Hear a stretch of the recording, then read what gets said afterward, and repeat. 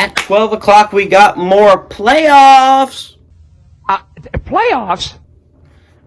We got the number 7 seed Eagles in the NFC. If we watch this, we got 2 7 seeds playing today, so that's something.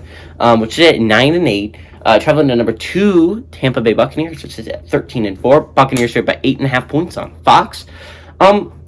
This is an interesting game. Let's go through the injuries real quick. Tight end, the Eagles have 2 injuries. Jason Kroom has a knee injury. He's out for the year. Tyree Jackson also has an ACL injury. He's out for the year. So you only have 2 healthy tight ends.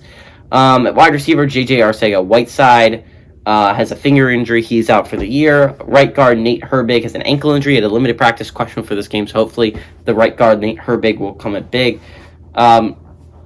Defensive end, Josh Sweat has an illness. He did not practice, so he's questionable for this game. A player that they definitely need. Josh Sweat provides definite energy off the side that they need in this game. Brandon Graham, obviously, I haven't had for him for most of the year, but I feel like he's worth mentioning as Achilles injury. He's out for the year. And weak side linebacker Davion Taylor has a knee injury. He's out for the year. Buccaneers, on the other hand, are really hurting. They're hurting bad at running back, guys. And if the Eagles, if they ever had a chance to upset the Tampa Bay Buccaneers, it would be now. Because you look at this offense, Ronald Jones has an ankle injury. He's out for this game.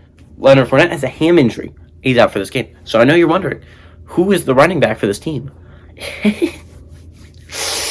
It's one of 3. Obviously, you got Giovanni Bernard on the team. You got Le'Veon Bell. But on the depth chart, apparently, Keyshawn Vaughn's listed number 1 overall. Let me tell you, he's not a good running back. So they definitely have a certain advantage in the run game for the Eagles. Wide receiver, hampered by injuries. You're talking about Chris Godwin, one of the best receivers in the NFL, has an ACL injury, out for the year. That's not good. It's not good for the Buccaneers, that's for sure. Cyril Grayson, which he single-handedly got the win against the Jets. I know, you're thinking, oh, they almost lost to the Jets. They almost did lose to the New York Jets. Yes, they almost did. So bad. Not good at all. And Justin Watson has a quad injury. He's the only one questionable for this game.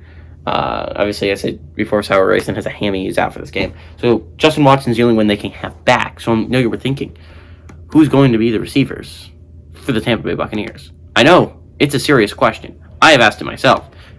But outside of Mike Evans, they really don't have all that much. They don't. You look at it, I got Tyler Johnson, right?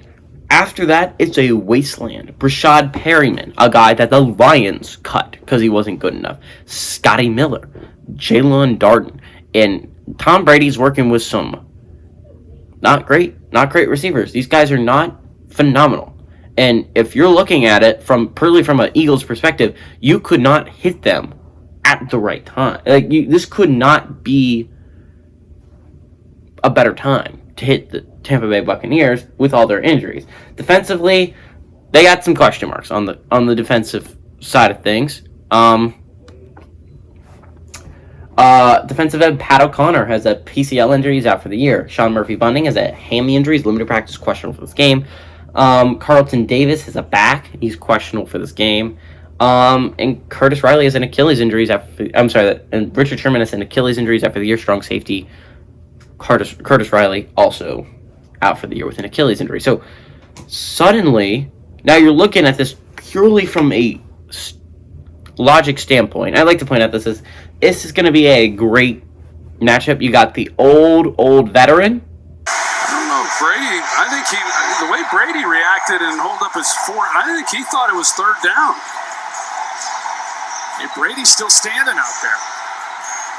But that's 4th down, and it's Chicago's ball. That's the end of the night. There may be some confusion. Going against the young Buck out for revenge.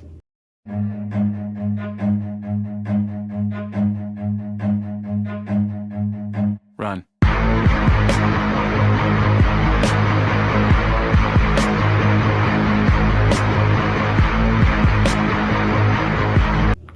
And it's just really, really fascinating to watch this. Remember, the Eagles and the Bucs did play this year. They did. They played, I don't remember what week. Oh, God. I don't remember what But it was a close game. This was before the Eagles figured out how to run the football. They weren't even running at that point. They were just using Jalen Hurts as a normal, typical quarterback, which is insane to think about, but that's what they were doing. I don't know. If you're talking about a chance for an upset here, if you're talking about the best chance for the upset, all of the Bengals' best offensive players are down with injuries. Now, obviously, you got Mike Evans. If you're the Buccaneers offense, you have Rob Gronkowski in the tight end game, but the running game is going to be poor. I feel pretty confident that the running game is going to be poor, and the corner situation isn't great. Carlton Davis is dinged up, and it's not even like I think the Bucs secondary is that strong. Jamel Dean, it all depends on if they call interference. Because I remember watching this game in the regular season and thinking that's interference, that's interference, that's interference, and they never called it unless it was against the Eagles. So if the Buccaneers have the refs in their back pocket, they probably win this game.